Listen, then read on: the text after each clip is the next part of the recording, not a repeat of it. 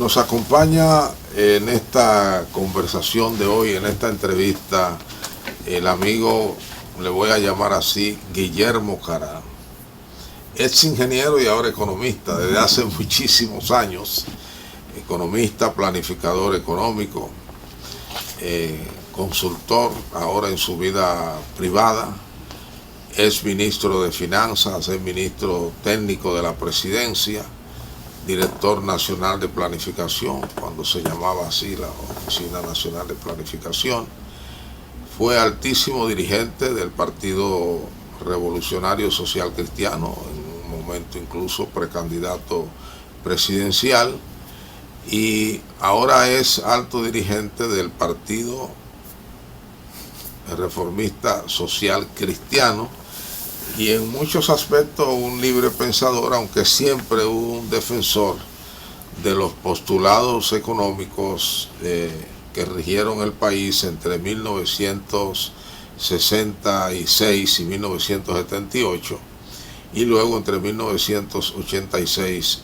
y 1996, para decirlo de esta manera. Un conocedor excepcional, testigo de primera mano, como siempre decimos, de la evolución de la economía dominicana en la etapa post-Trujillo, la llamada etapa democrática.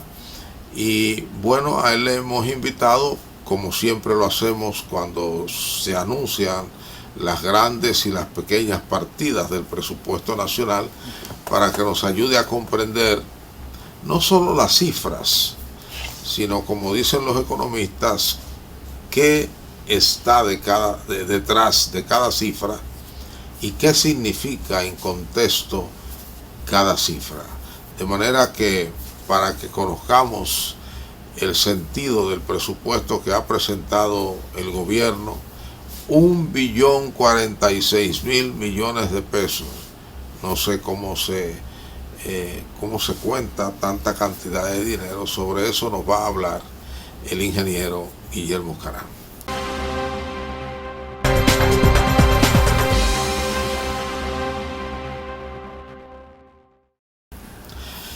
Ingeniero Guillermo Carán, espero que se sienta bien, se le ve bien, muy juvenil, para ponerse a tono con los tiempos. Eso me alegra muchísimo, ¿no?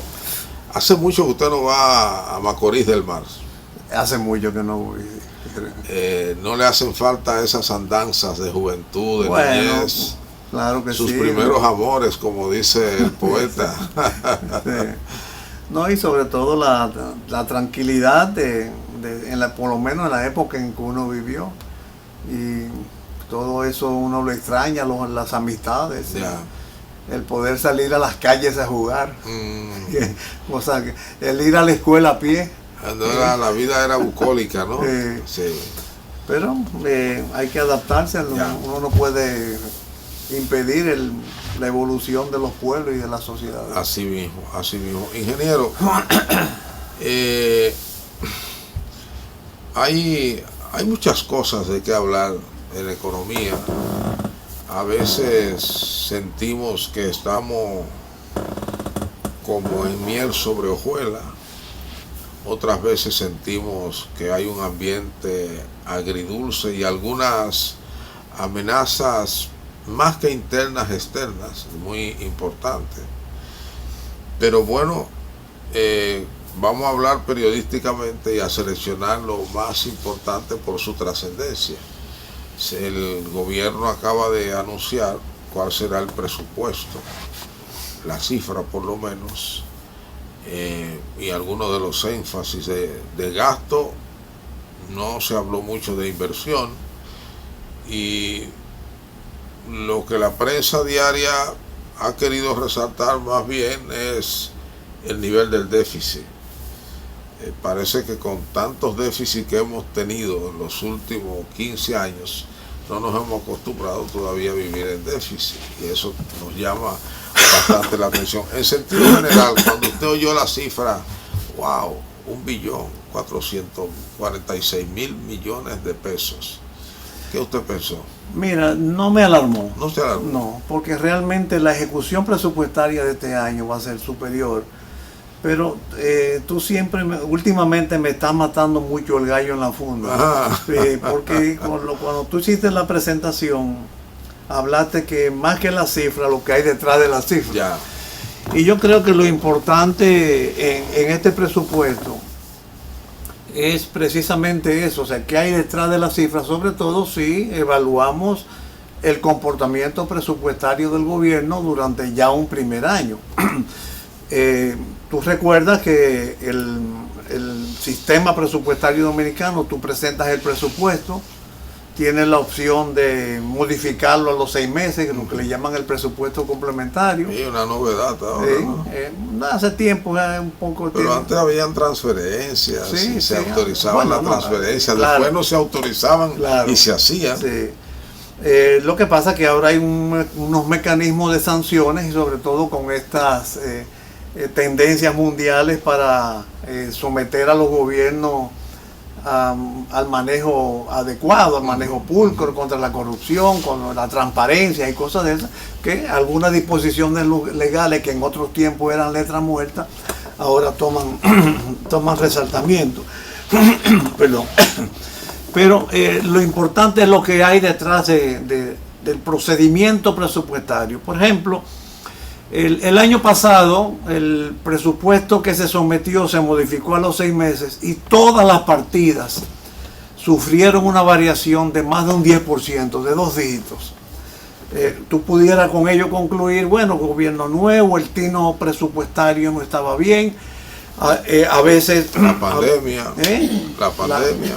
La pandemia, yo no diría tanto.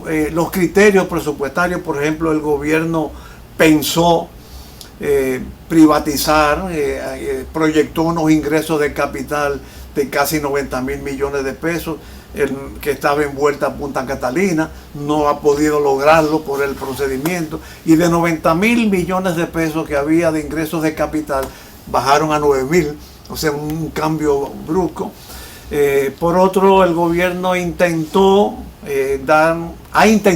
varias veces emitir una señal de austeridad, de bajar el gasto corriente, pero no lo ha podido bajar. Muy difícil. Y entonces en la reformulación presupuestaria lo aumentó un 10%, y mis propias estimaciones de proyección de cómo va a terminar el año, se va a incrementar otro 10% u otro porcentaje similar de 2 dígitos con relación a lo originalmente estimado. Por un lado, y por otro, lo que más preocupa en el esquema que tú me dibujaste de los modelos reformistas es la bruta caída del gasto de capital, que no llega ni a la mitad de lo presupuestado en momentos en que el presidente de la República no descansa.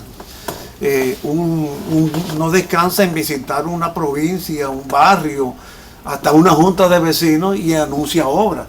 Ayer mismo en Santiago, el pasado miércoles en Santiago, hubo un desborde de anuncios. 42.000 millones en 4 años. millones de pesos en 4 años. Significan más de 10.500 por año. Un solo proyecto en una sola provincia. Bueno, entonces, varios proyectos. Bueno, perdón, pero un conjunto de proyectos. Un conjunto de proyectos de transporte. Entonces yo creo que lo importante es que no es tanto el monto el monto presupuestado y el reformulado terminará siendo inferior que la ejecución real del presupuesto. Por eso no me asusta. Lo que me asusta es la composición.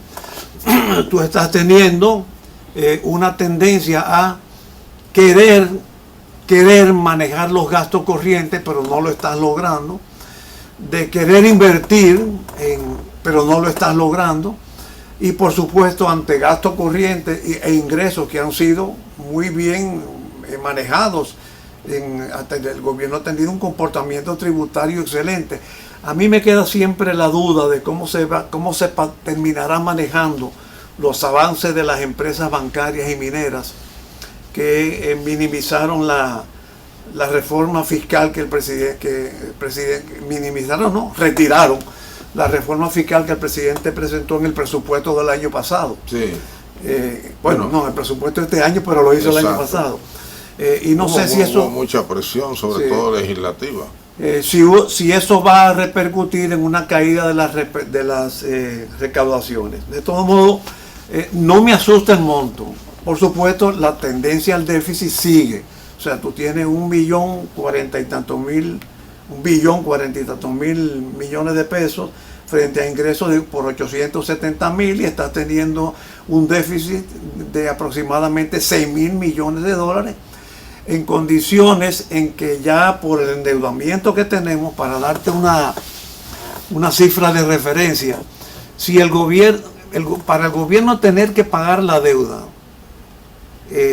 manteniendo la burocracia o los gastos corrientes fijos, los gastos de funcionamiento, tendría que dejar de invertir por 57 años para pagar la deuda que estamos teniendo en este momento. Entonces, si encima de ello tú le sumas 6.000 millones de dólares, pues la situación se torna preocupante. Eso en cuanto al algunos colegas suyos dicen que el presupuesto será muchísimo mayor que el anunciado porque no prevé la reforma fiscal.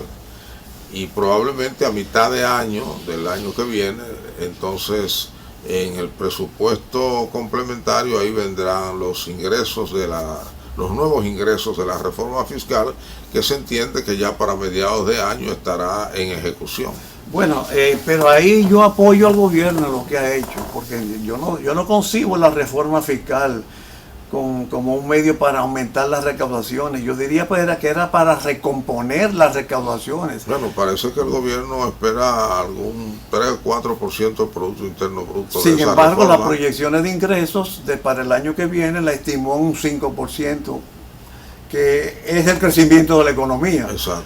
Lo cual significa que ellos no están pensando en más impuestos. No, para evitar que se los rechacen, dicen. Bueno, pero que ahí viene el complementario con esos elementos nuevos. Si ese fuera el pensamiento, estarían actuando erróneamente, porque yo creo que a medida que pase el tiempo, las probabilidades van a ir disminuyendo, porque la crispación política va a seguir aumentando. Sí, por eso algunos economistas suyos, sobre la base de ese argumento último, dicen que no es tiempo de hablar de reforma fiscal.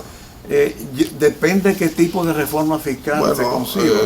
Como las que se han hecho aquí. Como las que se han hecho siempre aquí, hay una vocación de aumentar los ingresos. Claro, pero si se hace como lo que nunca se ha hecho. Bueno, ¿quién era el que hacía lo que nunca se ha hecho? Bueno, yo no sé quién era, quién hacía. Pero, por ejemplo, las reformas nuestras, las reformistas, produjeron una recomposición de las tributaciones. Y unos ingresos. Sí, pero básicamente, por ejemplo, las recaudaciones, los aranceles se redujeron y produjo una afluencia mayor del contribuyente, de los importadores que no tenían que evaluar y no tenían que devaluar ni hacer declaraciones, ni dejar de declarar, sino hacer declaraciones justas. Por supuesto, eso se ha ido distorsionando y ya ha vuelto al esquema anterior. Lo mismo pasa con los impuestos internos. Yo creo que el sistema tributario es muy complicado, tiene tasas muy elevadas. Bueno, siendo por tasa elevada o no, los ingresos se esperan, porque hay ese argumento, incluso en una corriente del gobierno. Si bajamos la tasa del ITEVIS y la universalizamos, claro. Conseguimos dos cosas: reducir la evasión, claro, y aumentar los ingresos. Y a reducir, porque si lo acompañas con la simplificación procedimental, tú eliminas la evasión y además... Bueno, la burocracia siempre quiere autojustificarse. Y una manera de complicarle la vida a los usuarios. Sí, pero mientras más tú lo complicas, alguien dijo una vez, o yo no sé si fui yo mismo, que el exceso, fue Turgeson, un pensador inglés, no recuerdo exactamente el nombre, que decía que mientras más leyes tú hagas para complicar las cosas, eso es lo que termina favoreciendo un procedimiento de corrupción. Mientras tú tengas, por ejemplo, un sistema tributario que tenga muchas tasas, o un mismo producto tenga varias tasas, y tú no sabes si en qué momento cuando vayas a declarar, si lo declara exonerado, si lo declara al 16 o al 18 o al 14 o al 12, ya ahí tú tienes una... Sí, a uno le abruma esa papelería. Claro. Abruma. Y eso frena. Mira, Sí, lo poco que yo tengo de empresario, a veces me desespera tener que someterme a una serie de cosas millones. Claro, una vez me impidieron otorgarme una numeración de la factura fiscal que tiene que autorizarla los impuestos internos, porque hubo un año en el 2012 en que yo no reporté al ITEVIS. Oye, y bueno, está bien, pero ya yo he tenido 18 años pagando. Exactamente, sí. Además piden datos que ellos lo pueden ahí mismo tener por computadora. Lo tienen mejor que tú. Exactamente. Sí. Entonces, por eso yo incluso pienso, y no sé si ya es tarde, honestamente, pero que el gobierno desaprovechó la oportunidad de la reforma fiscal y la está desaprovechando ahora y está emitiendo un mensaje que yo no sé, con un diálogo convocado, cómo se puede interpretar que ya hay un presupuesto que tiene un nivel de gasto que se supone que debe formar parte de la reforma fiscal que nunca se ha hecho. Bueno, tenía la presión de la ley, claro, como dijo usted, el lo entiendo, pero ¿por qué el presidente Abinader, a los 2 meses de estar gobernando, visitó a los líderes políticos y le dijo que iba a convocar el Consejo Económico y Social? Bueno, la verdad es, tratando uno de hacer un ejercicio de empatía, que como a él le sobrevino la crisis, se recuerda que hubo momentos muy intensos de la crisis sanitaria, y cualquiera no tenía tiempo para pensar en más nada. Y además, ¿cómo usted le hablaba a un empresario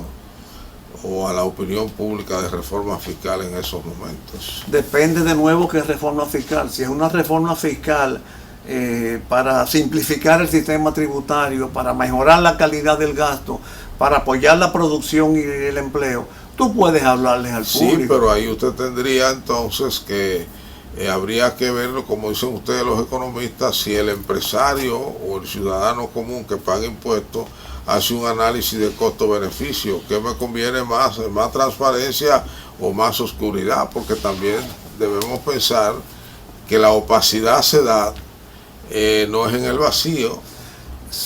Sí, pero el clima que se respiraba con el advenimiento del presidente Abinader, la potencialidad de cooperación que yo sigo observando en los dominicanos en general y la capacidad de emprendimiento y el deseo de cooperar en la solución de los problemas, a mí me parece que hubiera sido un momento adecuado a principios de gobierno abocarse a una reforma fiscal.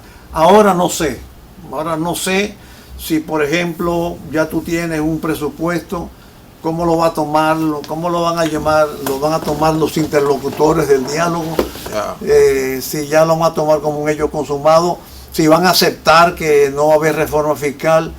En fin, creo que hay un timing que se está desperdiciando y una diferencia de velocidad entre la que imprime el presidente Abinader y la que lleva su gobierno.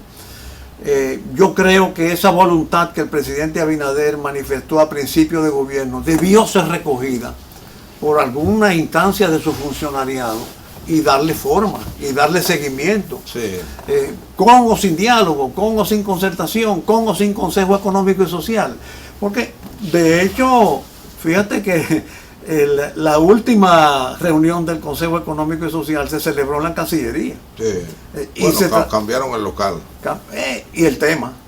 Porque introdujeron la reforma constitucional. Sí, cómo no. Bueno, esa se anunció desde la primera vez.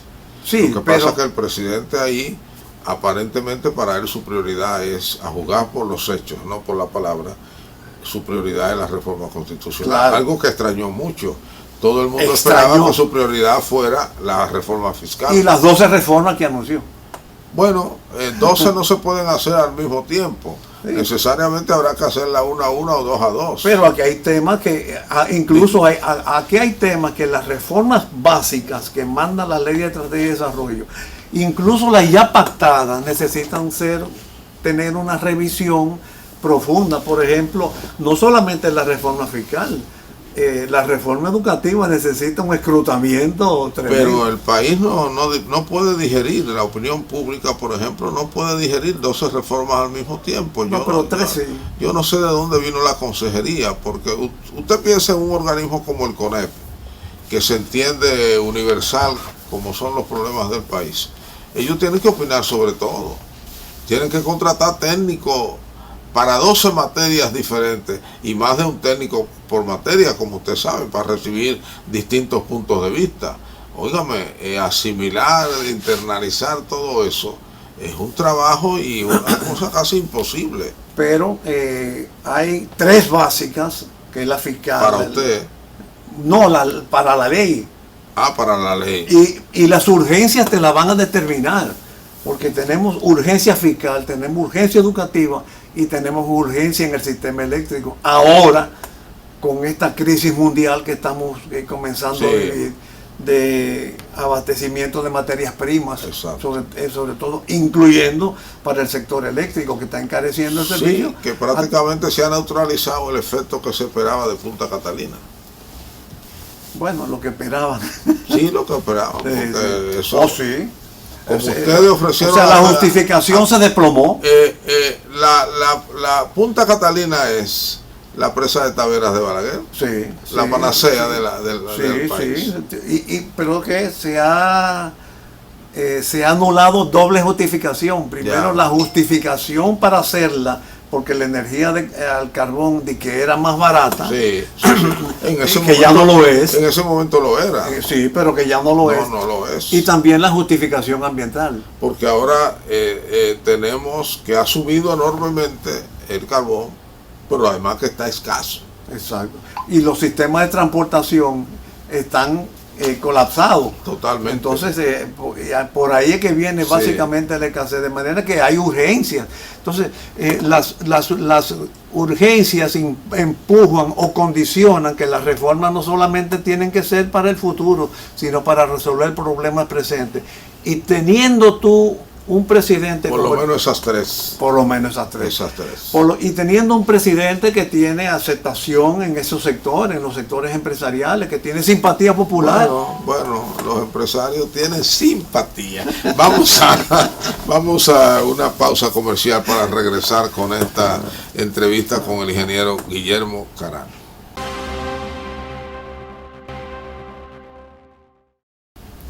Ingeniero, vamos a volver al presupuesto.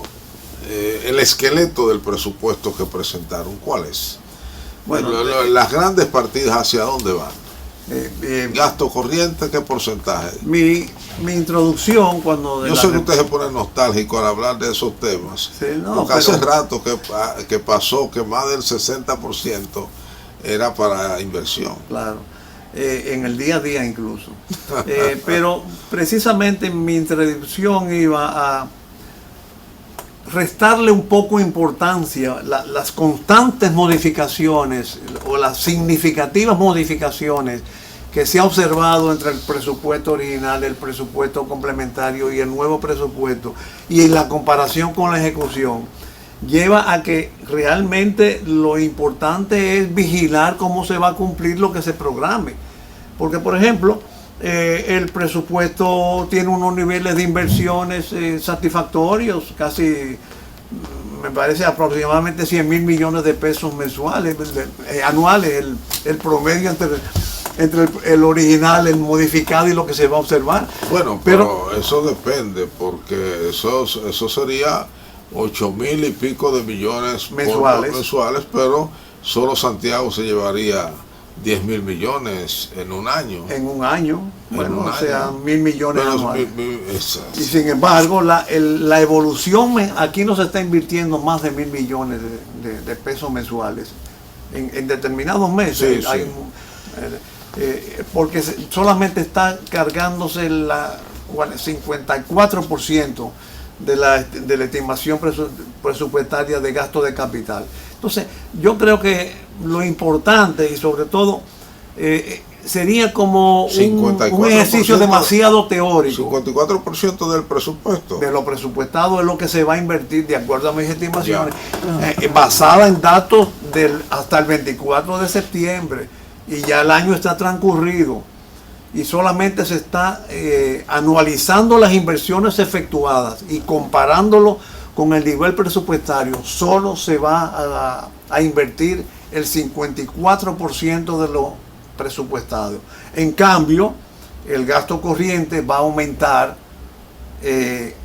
con relación al original cerca de un 20% y con relación al reformulado un 10, un 15%. Entonces, yo creo que lo importante es entretenernos demasiado en la cifra presupuestaria. No es el ejercicio que ayudaría más, sino como un reclamo para lo que se presupueste se cumple. El gobierno está proyectando un incremento del 5% de ingresos, me parece bien. Está proyectando gasto de capital, de gasto corriente, supuestamente para regirse por un programa de austeridad, me parece bien. Y está proyectando un nivel de gasto de capital del orden que te has citado, perfecto. Lo que pasa es que no se ejecuta. Entonces, creo que lo importante para la sociedad dominicana es buscar mecanismos de ejecución presupuestaria, de presión para que se ejecute lo que se ha presupuestado. Y eso es lo que más está faltando en estos momentos. Bueno, hay que pensar también que la deuda se come una porción muy importante y es lo único que el gobierno, todos los gobiernos últimos, yo digo que es una escuela que nos dejó el PLD. Para el PLD era sacro el cumplimiento con el servicio de la deuda, porque era lo que le permitía mantener ese trillo abierto para siempre caminar. Sin embargo, yo entiendo que hoy en día hay una presión de estas agencias calificadoras, porque necesitan ver más holgura en el gobierno, y eso solo pasa por una reforma fiscal, y ahí volvemos al tema. Sí. Ahora, haciendo un esfuerzo de magia, ya no de racionalidad económica, ¿y de dónde el gobierno piensa sacar todo el dinero que anuncian inversiones? Bueno, ahí es que está el gran tema. Yo no sé qué instancia de gobierno está ponderando los niveles de inversión que requieren las diversas propuestas y las promesas que efectúa periódicamente el presidente Abinader, cómo se está cotejando con el presupuesto a nivel de formulación, cómo se está ejecutando y cómo se va a financiar, porque bueno, hasta ahora el gobierno ha tenido un manejo financiero con relación a la deuda, vamos a decir, satisfactorio, en el sentido de que se inclinó por tomar dinero adelantado. Yo creo que fue una medida prudente para el temor que había de que por la pandemia el mundo financiero se descontrolara. Está bien, tomó por dinero prestado por adelantado. Se habló hasta de 200.000 millones. Que tuvo sí, ahora mismo estamos hablando de nuevo de una necesidad para el presupuesto del año que viene de 6.000 millones de dólares. No, yo digo que el gobierno había tomado prestado, claro, como usted dice, de más. Sí, hasta 200.000 millones que tenía ahí guardados, que no había invertido. No 200.000 ni más. No llegó hasta tanto. Pero ¿qué pasa? Que ahora un economista especialista en presupuesto que hizo esa observación. Sí, tomaron por adelantado, pero yo no creo que tanto por adelantado. Ahora, ¿qué pasa? Que el mundo está venciendo la pandemia. Sí. Espero que no se reactive por algún lado. La economía se está reactivando, pero están surgiendo otros problemas, precisamente como consecuencia de la reactivación. Ahora mismo hay dos problemas que pueden alterar el mundo financiero en el corto plazo. La situación del presupuesto de Estados Unidos, que el Congreso está por ponerle un techo a la deuda, y eso significaría que el gobierno de los Estados Unidos va a tener que reducir algunos de los programas sociales algunos de los cuales benefician a los dominicanos por la vía de las remesas. Y el otro es la crisis financiera que se habla en China, de el gigante inmobiliario chino. Exacto. Que si antes Juan Bosch decía que cuando Estados Unidos estornudaba aquí teníamos pulmonía. Ahora es China la que estornuda. Y el mundo. Y el mundo, exactamente. Y el mundo tiene pulmonía. Y hay un problema del cual que se está desarrollando, del cual no se habla, pero que ya particularmente Estados Unidos e Inglaterra están mostrando los efectos negativos, y es paradójicamente falta de mano de obra. Sí. Es impresionante cómo en Estados Unidos hay sectores que no encuentran ni choferes. Así es. Sí, en cierta forma en Estados Unidos lo culpan también a los programas sociales revitalizados de los programas. No. Bueno, y ese ha sido uno de los principios básicos por los cuales yo siempre he manifestado preocupación, digo, no desde ahora, sino desde antes, como tú recordaste. Yo recuerdo que en una ocasión yo le hablaba a Balaguer de los cupones en Puerto Rico. Y él intuitivamente me dijo, eso va a traer problemas con la mano de obra y las preferencias migratorias de los puertorriqueños hacia Estados Unidos. Entonces, bueno, a los países que expulsamos migrantes nos viene bien. Claro. Lo único que muchos de ellos no están trabajando, porque reciben más por ayuda que lo que recibirían por el trabajo. Por eso es que dejaron el trabajo. Claro. Pero eso puede pasar también en todas las economías, incluso la nuestra, con los programas de subsidio. Por eso es importante, como parte de esas reformas del gasto, es importante revisar y establecer nuevos esquemas de asistencia estatal. Por ejemplo, yo siempre he dicho, bueno, sobre todo en esos subsidios que tienen respaldo financiero de organismos internacionales, que son sociales, yo siempre pensaba, y si hubiera estado en la función pública en algún momento, lo hubiera planteado, ¿por qué en lugar de darle 2,000 pesos a una persona mensuales por 4 años, como está establecido en los organismos, que son, qué sé yo, 2,000 por 48, más, casi 100,000 pesos? ¿Por qué tú no le dices, yo te voy a dar los 100,000 pesos de una vez y pon un negocio? Ya. Así tú te eliminas la carga futura y utilizas bien y estás subsidiando.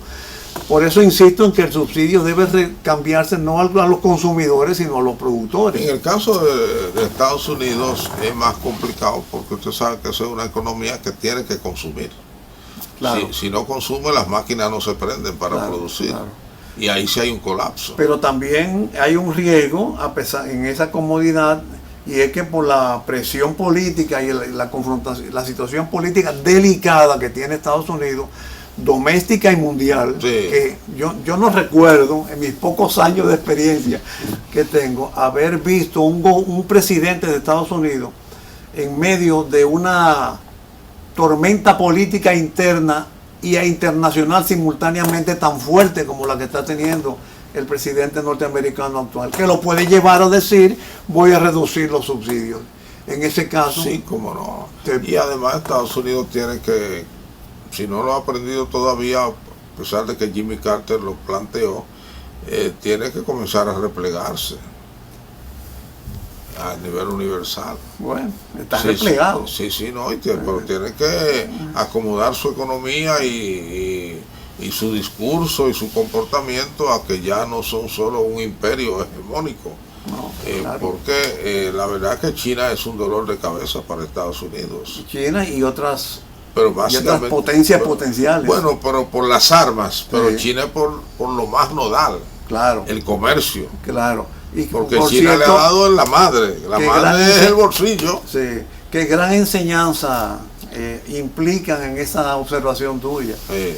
Las potencias, China es una potencia económica que no se preocupa por lo bélico. No. Y sin embargo ha ido creciendo. Aprendió la lección norteamericana. Claro. Lo mismo que, por ejemplo, en el caso de América Latina, el socialismo, vamos a decir, el sociopopulismo, el comunismo, la izquierda, el marxismo, ha avanzado más en democracia que en guerrilla. Así es. Entonces, yo creo que es una gran lección que nosotros debemos... La fórmula que inauguró su amigo Salvador Allende. Bueno, el que fue el piloto, pero lo implementó Chávez con el petróleo. Sí, pero llegar al... No, me refiero a la fórmula de llegar al poder por la vía electoral. Sí. El marxismo. Claro. Que solo se había planteado la vía armada. Claro, claro. Sí, y pagó un precio alto, pero bueno, inauguró el esquema y por ahí va, aunque los resultados hasta ahora no son los mejores. No. Y se parece un poco al socialismo. Todos quieren imitar a China en la parte de su política, pero le falta, yo pienso, el elemento cultural, que es muy importante. Y una cosa es que quieren imitar. Por ejemplo, ayer un amigo, un antiguo colaborador político que está migrando en Estados Unidos, me mandó los esquemas del plan inaugurado, del plan anunciado ayer por el presidente Abinader, muy eufórico, muy contento. Sí, yo tuve que decir, el de Santiago, sí, pues unos esquemas muy bonitos. Sí. Yo le dije, mira, Enriquillo se llama, mira, Enriquillo, eso está muy bien, pero acuérdate que es el anuncio, no es que lo inauguró. Y hay mucha gente que ya cree que está el teleférico funcionando en Santiago. No, bueno, y ahí hay muchas preguntas. Por ejemplo, un gobierno con aprietos económicos como el nuestro, ¿por qué tienen que hacer un tren, un metro y un teleférico en los Alcarrizos? ¿Por qué no uno primero y otro después? Yo diría algo más profundo. ¿Por qué en lugar de facilitar el acceso en un régimen de ordenamiento urbano tan desastroso como el que estamos teniendo, no buscamos otro esquema, por ejemplo, de diseñar o de iniciar procesos de acercamiento entre la fuente de trabajo o de servicios y la vivienda? ¿Por qué tenemos que seguir pensando que la gente trabaja en Herrera, vive en Los Minas? ¿Por qué no hacemos algo alrededor de Herrera? Algo residencial en alrededor. Bueno, ya es tarde, ya hay que pensar en los Alcarrizos o quizás en Pedro Gran o lo que sea. ¿Por qué no pensar en Los Minas en un modelo económico que elimine la necesidad de esos medios masivos de transportación y costosos que requieren un gran mantenimiento? Y la otra pregunta es si la prioridad de Santiago es exactamente estos teleféricos de transporte. Vamos a una pausa y regresamos. Ingeniero Guillermo Carán, entonces vamos a ir, como dicen ustedes, aterrizando. Con el tema presupuestario, la cifra no le alarma. No. Le alarma la composición. La composición y la ejecutabilidad. Y hasta dónde es o no ejecutable tampoco le provoca ningún tipo de preocupación el hecho de que ahora se comience a discutir una reforma fiscal y que se incorpore a partir de junio al presupuesto. Yo diría que me preocupa cómo van a tomar los participantes de ese diálogo el hecho de que ya hay un nivel de gasto que se suponía que en algo se debió haber discutido, pero como tú muy bien señalas, hay una urgencia impuesta por las leyes hay un cronograma de presentación. Correcto, que la ley dicta. Tranquiliza que no se contempló ingresos adicionales, porque un incremento de 5% de los ingresos no es gran cosa. Preocupa que el nivel de gasto corriente siga siendo elevado y como ha sido precisamente lo que más ha aumentado, lo que más ha distorsionado los presupuestos anteriores. Yo diría que eso es un problema que se puede resolver con manejo. Quizás, como tú dices, bueno, dejamos la reforma fiscal, el gobierno puede presentar, porque al gobierno se le exigió en la primera sesión del diálogo que hiciera propuesta, y la única propuesta concreta ha sido la de la constitucional. Bueno, lo que de hecho, como yo lo observé, parecería decir que esa es la prioridad del gobierno. Bueno, entonces no habrá reforma fiscal que lo diga, que lo digan claramente, y yo creo que sí habrá, ellos están trabajando, tienen bueno, documentos listos, tienen dudas sobre una cosa, dudas sobre otro, hay distintas corrientes de opiniones dentro del gobierno, como es notable, porque es un gobierno que por un lado tiene la sociedad civil bien asentada, pero por otro lado tiene al empresariado de alto nivel bien asentado también. Y por otro lado tiene un partido populista bien asentado. Y además un presidente que ha querido ser participativo, hay que decir eso a su favor, y le ha dado mucha vigencia al movimiento sindical, claro, lo cual es válido para la democracia. Claro, pero el presidente tiene que pensar que va a llegar un momento en que todas esas anuncios y promesas y compromisos se están apuntando. Y algún momento podrían ser exigibles y entonces quedar neutralizados los propósitos políticos que siempre hay en este tipo de... Eso es tan así lo que usted señala, que en las redes sociales comenzaron a aparecer ayer o antier una especie de anuncios entre un antes y ayer y hoy. Por ejemplo, comenzaron con el sistema vial, el de las carreteras. Ajá. Cómo funcionaba antes y cómo funciona hoy. Y eso no deja de ser una presión fuerte para un gobierno bastante mediático, porque probablemente este gobierno es más mediático que los que nosotros creíamos que eran excesivamente mediáticos. Así es, sí, y sobre todo más proactivo, que toma más iniciativa. Y con algo que nos conviene a nosotros y a la democracia, que le hace caso a la opinión pública. Precisamente por eso, ¿qué pasará cuando transcurrido un tiempo, 2 años, 3 años, comiencen a hacer reclamos? Usted vino por aquí y anunció tal cosa y no se ha hecho. Entonces, todo eso amerita y justifica y presiona la reforma fiscal, de la misma forma que los problemas de suministro de minerales, de carbón, de petróleo, de gas natural, que yo recuerdo que cuando Leonel Fernández anunció en uno de sus primeros discursos para combatir los altos precios del petróleo, el gas natural como alternativa, se le dijo, el gas natural está barato porque no hay consumo, porque se está introduciendo, es como un precio de introducción de un producto. Pero desde que haya consumo... Eso cualquier niño lo veía venir.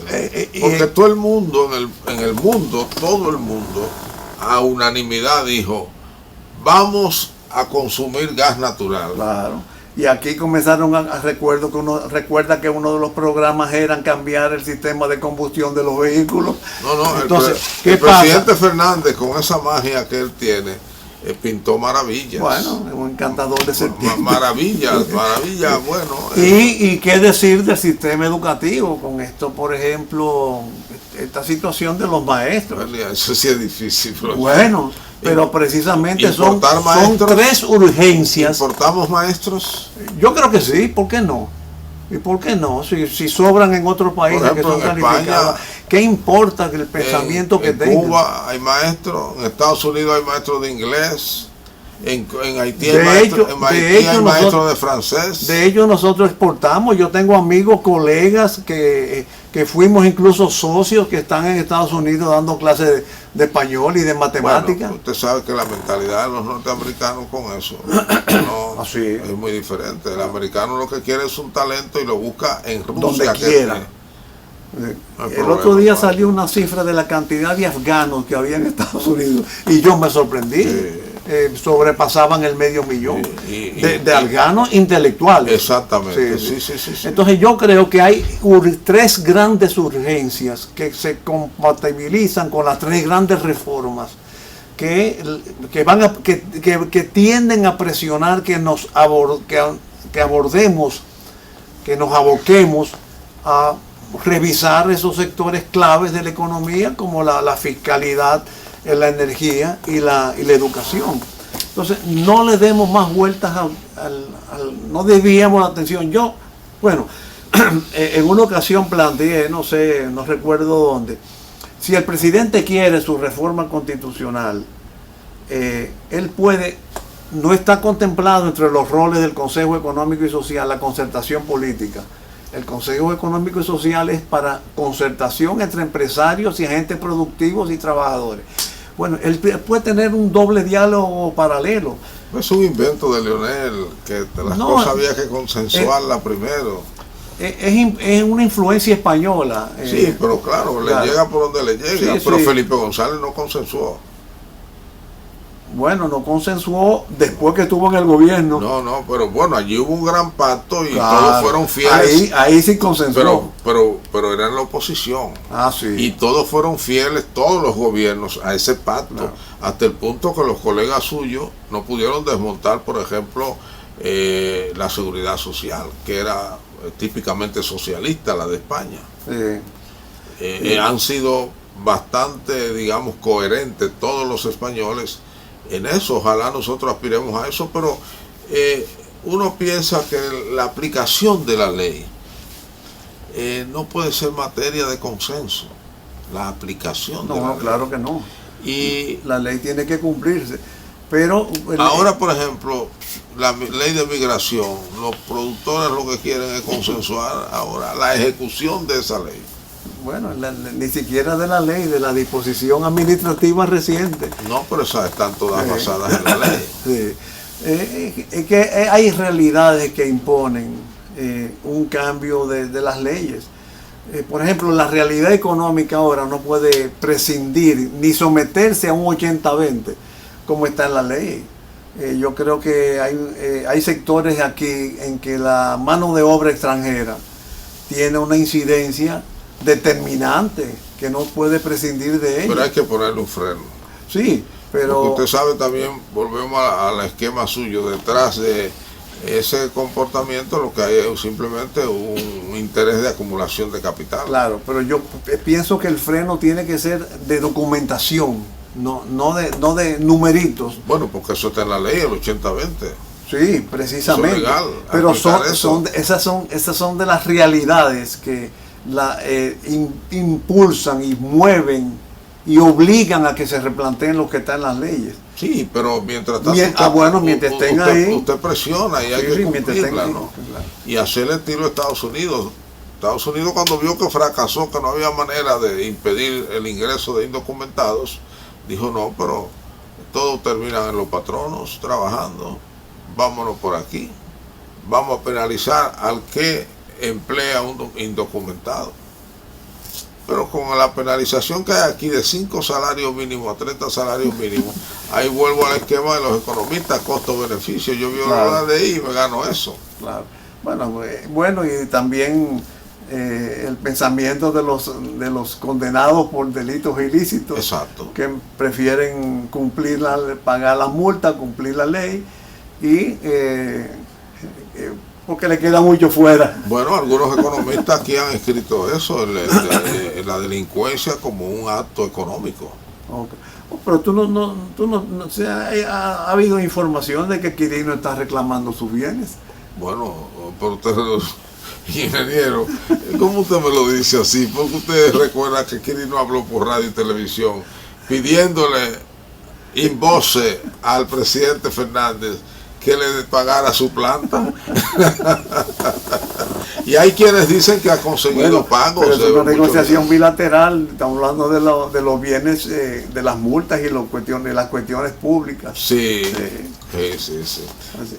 O sea que sí, eso también, la delincuencia tiene un sentido económico. Vamos a esperar entonces cómo vienen los acontecimientos. Muchas gracias, ingeniero, por sus opiniones y pareceres. Bueno. Siempre es importante escucharles. Si yo fuera presidente, usted formara parte de mi comité consultivo. Bueno, pero déjame tranquilo. Mientras los presidentes deben de escuchar opiniones de todo tipo. Claro. La sabia expresión salomónica de que en la multitud de consejeros hay sabiduría. Sigue teniendo vigencia. Así es. Sigue teniendo vigencia. A ustedes gracias por igual. Nos vemos en el próximo programa.